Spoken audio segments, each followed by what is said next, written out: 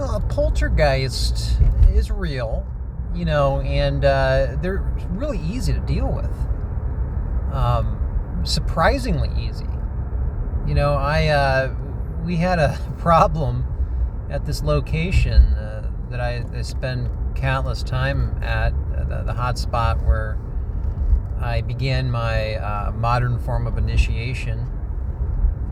People there would hear this movement in the same area to the point where it became legendary, right?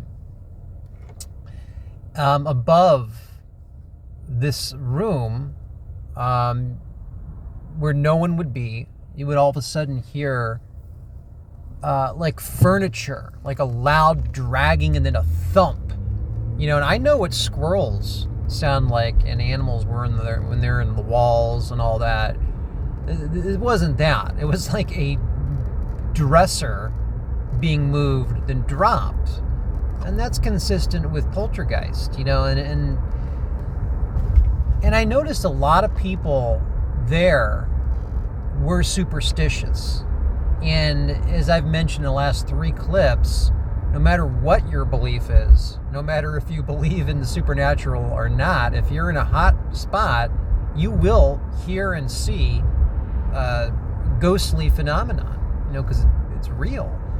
And then, for example, this place, as I've mentioned in the past 3 talks, everybody that heard something like that immediately dipped into their library of what that could be. And of course, out comes the horror story example. So this problem persisted until I got there.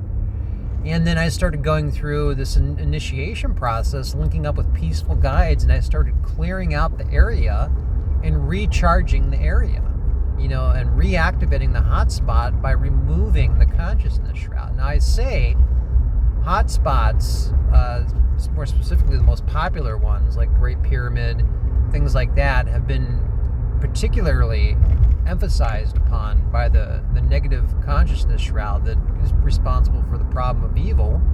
So that doesn't mean you can't reactivate them.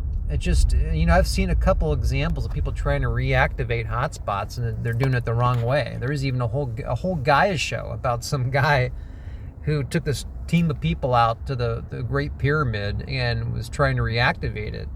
And again, ever since anybody has done this stuff, like Dr. Greer and his global meditations, these people trying to reactivate the Great Pyramid, war and violence has gotten worse than it's ever been, right? Because they're not doing it right. And I'm not saying they're responsible, but they're not helping. So, just one second here.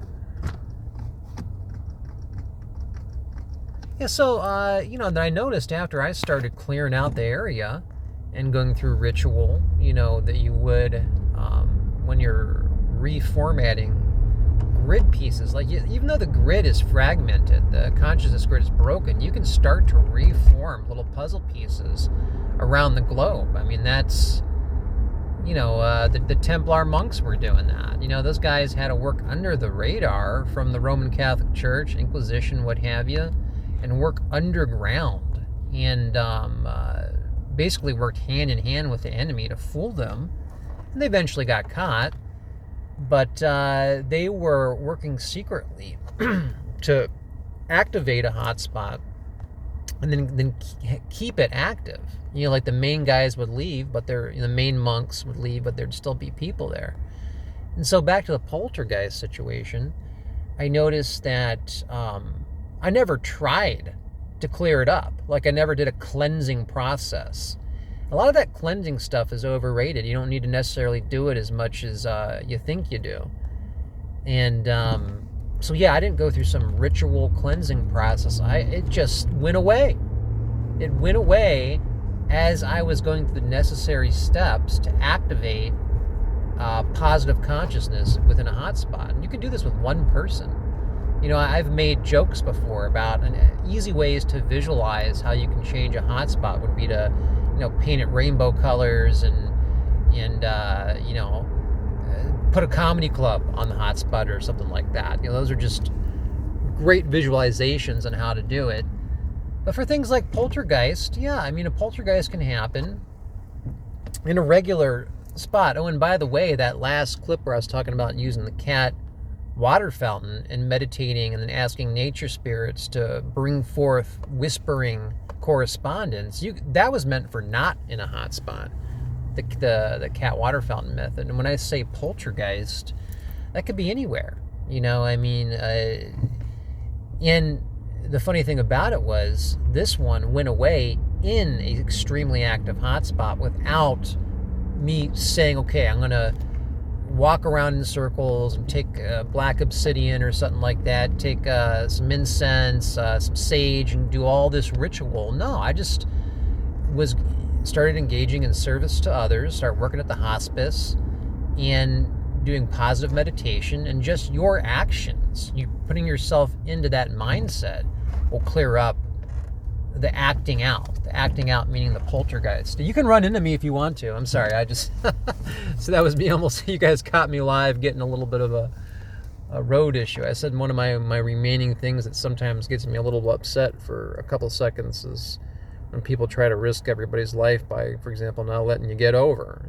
Driving is a cooperation. It's a big responsibility. It seems like people forget that they're driving around a hunk of metal on the road, and we all have to work together.